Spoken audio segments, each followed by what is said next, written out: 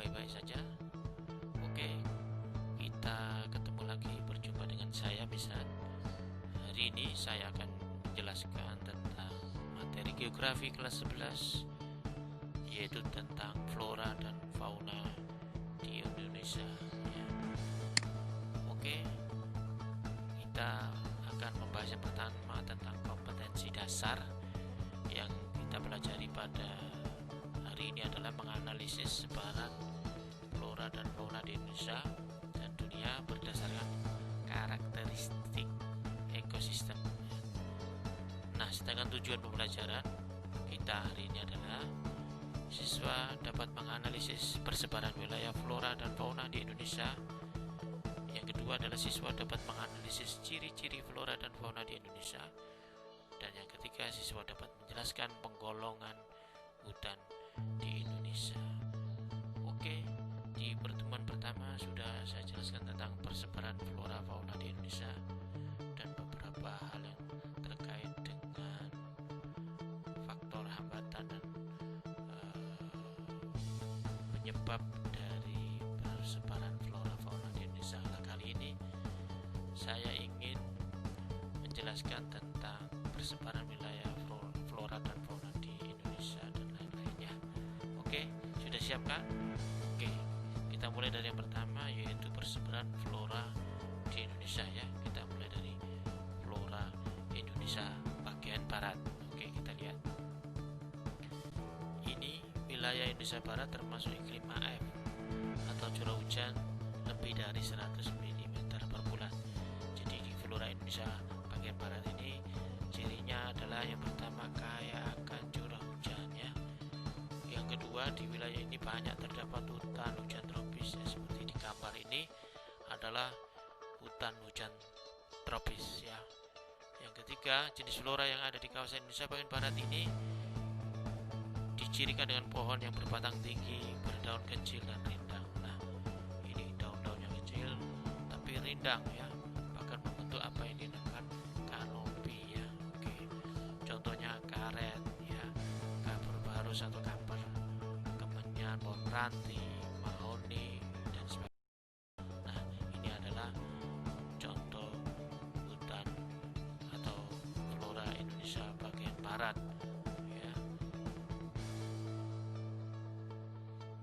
Selain itu, terdapat juga tumbuhan merambat dan epifit. Nah, misalnya di sela-sela atau menempel di batang-batang pohon ini biasanya ada yang namanya tumbuhan epifit yang berupa pakis atau anggrek ya, yang biasanya ada di menempel di batang-batang pohon di daerah hutan hujan tropis. Oke, kita lanjut. Nah, ini jenis flora di Indonesia Barat. Kalau ini menyebar di Pulau Sumatera, Jawa, Kalimantan ya. Kalau jenis flora di Sumatera itu misalnya pinus, kamper, meranti, kayu besi, kayu manis, beringin dan rafflesia ya.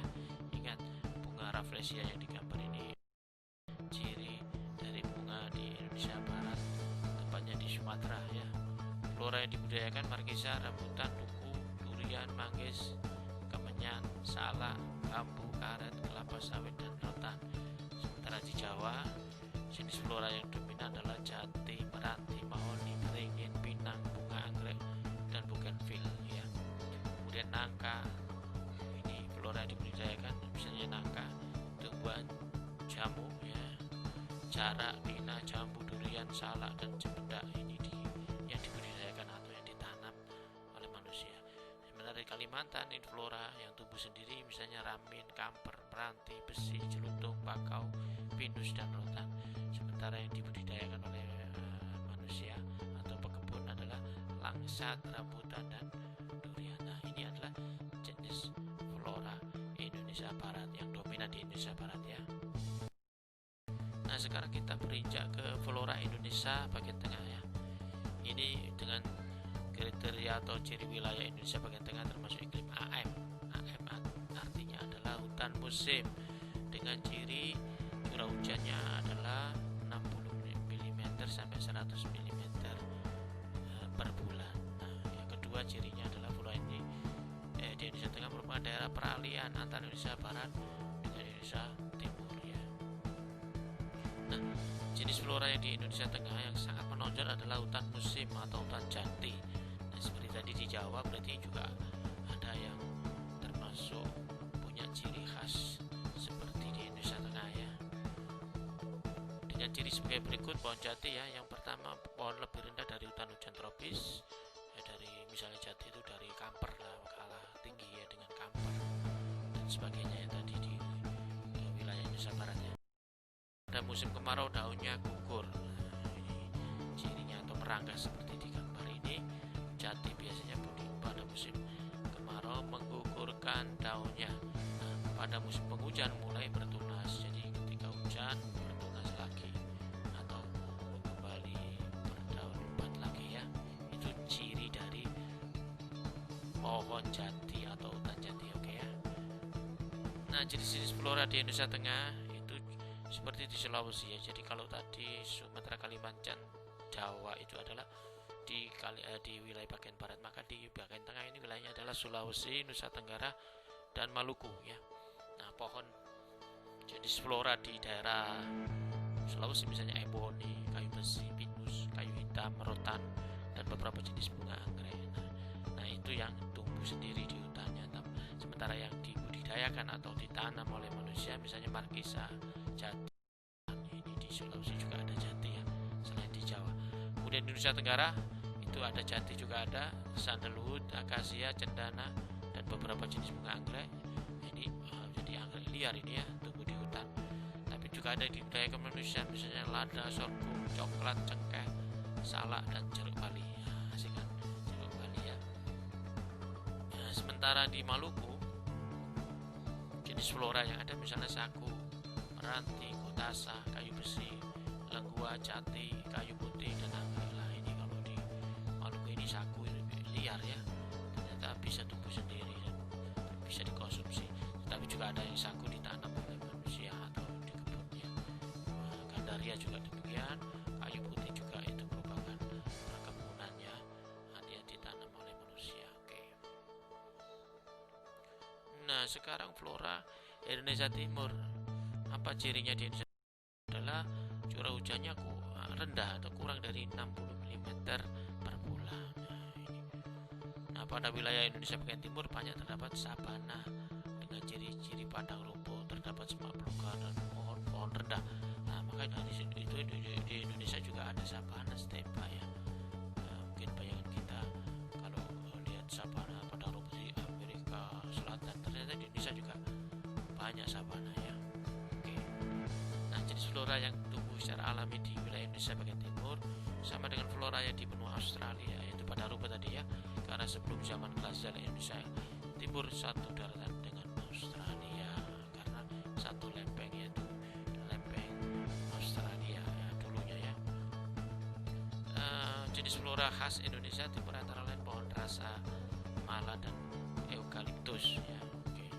Ini bisa kita lihat ini adalah daerah padang rumput di daerah Indonesia Timur ya, di Nusa Tenggara terutama yang dominan ya. Oke, setelah dari Indonesia Timur, kita sekarang berganti tema tentang persebaran fauna di Indonesia atau persebaran hewan di Indonesia ya. Dunia hewan di Indonesia juga cukup banyak, sebab kehidupan hewan sangat dipengaruhi oleh keadaan tumbuh-tumbuhan dan iklim, karena memang hewan butuh makan dan itu dari tumbuh-tumbuhan kebanyakannya, termasuk dari hewan yang lain. Keadaan hewan di Indonesia sama dengan keadaan tumbuhan di mana terjadi akibat terjadinya dangkalan Sunda dan dangkalan Sahul dengan Laut Tengah Australasia ya. Maka persebaran fauna di Indonesia juga dibagi menjadi 3 daerah fauna yang hampir sama dengan yang tadi, yaitu di barat, tengah, dan timur ya. Kita lihat selengkapnya seperti apa fauna Indonesia Barat seperti ini di Sumatera, Kalimantan, Jawa. Kemudian fauna di Indonesia Tengah itu ada di Sulawesi, Nusa Tenggara, Bali ya. Kemudian timur-timur tapi bukan wilayah Indonesia lagi ya. Kemudian kalau fauna Indonesia Timur itu ya di Maluku ya, dan di Papua ya.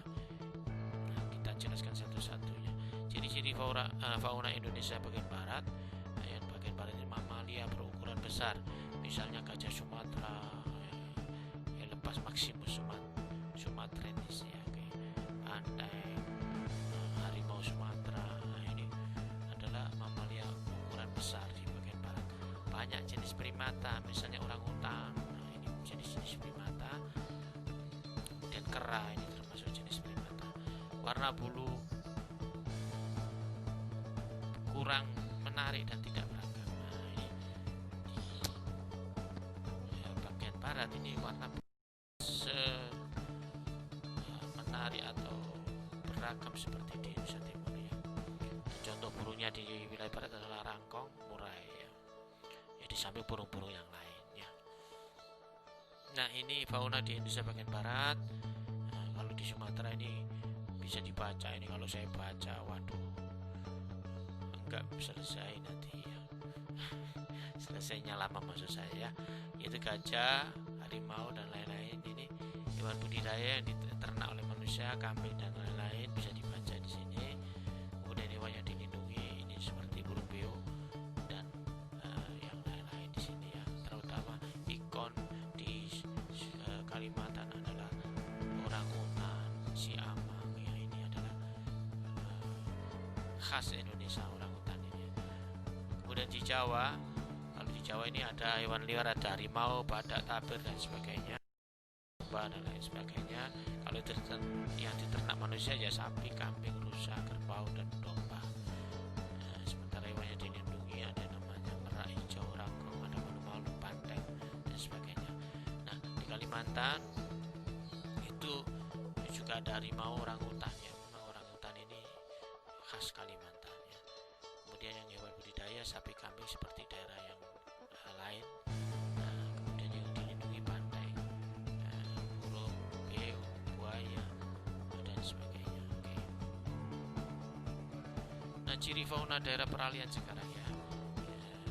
Apa ciri fauna di daerah peralihan ya? Ingat, pada daerah peralihan atau transisi oriental Australis, Sulawesi dan Nusa Tenggara terdapat hewan-hewan dengan ciri khas tersendiri ya, yang beda dengan wilayah di Asiatis atau wilayah barat dan di wilayah timur atau Australis. Misalnya komodo, ini komodo ya. Kemudian babi rusa, ini babi rusa. Kemudian burung maleo ya, ini enggak ada ini di gambarnya ya. Nah, kemudian ini adalah ciri-ciri dari fauna di daerah peralihan, tidak seperti Asiatis, tidak juga seperti Australis. Nah, ini jadi dia mempunyai ciri khas tersendiri. Itulah kekhasan dari fauna daerah peralihan ya. Nah, ini jenis-jenis fauna di daerah Indonesia Tengah atau peralihan. Misalnya tadi sudah saya sebutkan di Sulawesi dan sekitarnya ada rusa, anoa, musang, tapir dan sebagainya. Di Kepulauan Nusa Tenggara ada sapi rusa, yang terkenal komodo ini ya, ada kakak tua dan sebagainya. Untuk hewan budidaya di Sulawesi yang terkenal adalah rusa dan sapi. Kalau di Kepulauan Nusa Tenggara yang terkenal adalah kuda ya, termasuk di sini kerbau dan domba. Nah, hewan dilindungi ada, kalau di Sulawesi ada owa, kera hantu dan lain sebagainya. Kalau di Kepulauan Nusa Tenggara ya komodo, anoa, burung beo, kus-kus dan lain sebagainya. Oke, ini fauna di Indonesia bagian tengah. Kita ke ciri-ciri fauna Indonesia bagian timur ya. Nah, kalau di daerah barat tadi mamalianya ukurannya besar, maka di fauna di Indonesia bagian timur ini mamalianya berukuran kecil-kecil ya. Kemudian memiliki mamalia berkantong, kayak kanguru gitu ya. Tapi di sini namanya adalah walabi kecil ya. Walabi semak, kanguru pohon. Nah, ada kanguru tapi kanguru pohon, tidak seperti Australia yang besar gitu ya. Kemudian warna burung lebih menarik dan beragam. Misalnya burung cendrawasih ya, ini ada ya. Ini juga ya. Burung kasuari ya, ini. Nah, ini adalah ciri fauna Indonesia bagian timur ya. Nah, fauna Indonesia bagian timur atau Australis ini tersebar di Kepulauan Maluku tadi saya sebut, dan di Papua dengan hewan seperti di tabel ini ya. Intinya makanya kalau di daerah timur ini untuk burung-burungnya itu punya warna yang coraknya sangat beragam dan sangat indah ya, itu ciri khas di fauna bagian timur. Oke. Nah, sekarang tadi sudah saya sampaikan, kita juga akan sedikit membahas tentang penggolongan hutan yang mungkin tidak bisa disamakan dengan jenis flora ya.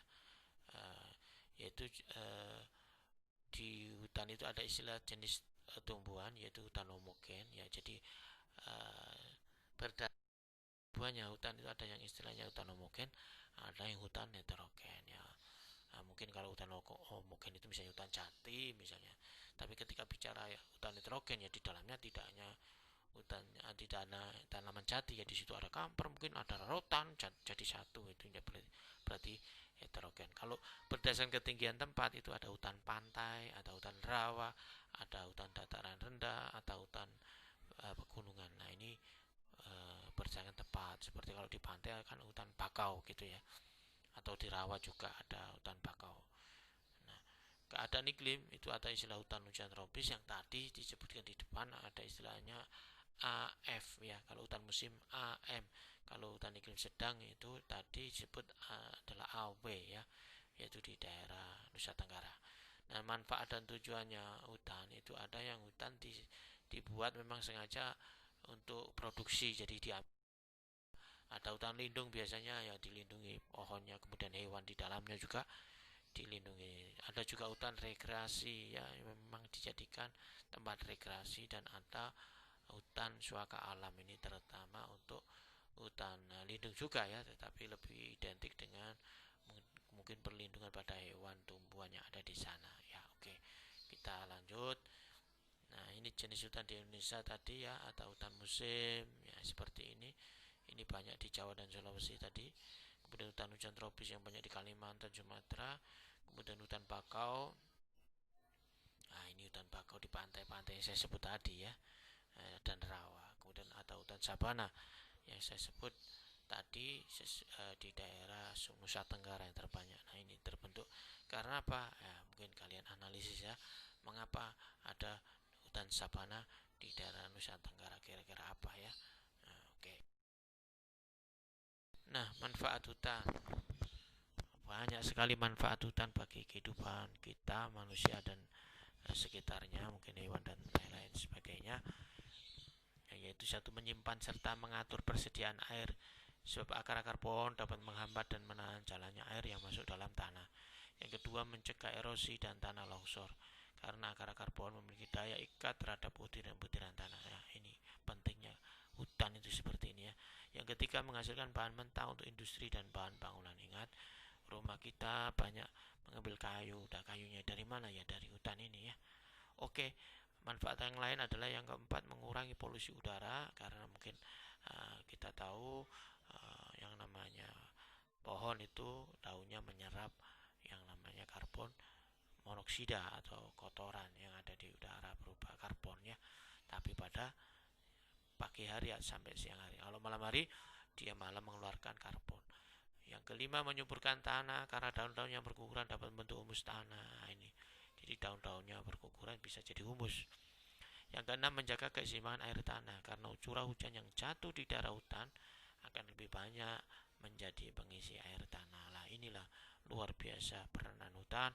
Oleh karena itu hutan harus kita lestarikan, harus jaga keseimbangannya sehingga tidak sampai hutan kita gundul. Ya, setuju ya kalian semua ya, hutan kita jaga supaya tidak sampai gundul dan bisa lestari untuk keseimbangan alam kita. Makanya Indonesia dikenal sebagai paru-paru dunia, karena di Indonesia ini banyak terdapat hutan dan kita harus mempertahankannya ya. Setuju kan? Oke, hari ini kita sampai di sini pertemuan kita. Kita lanjutkan pada pertemuan mendatang, dan terima kasih.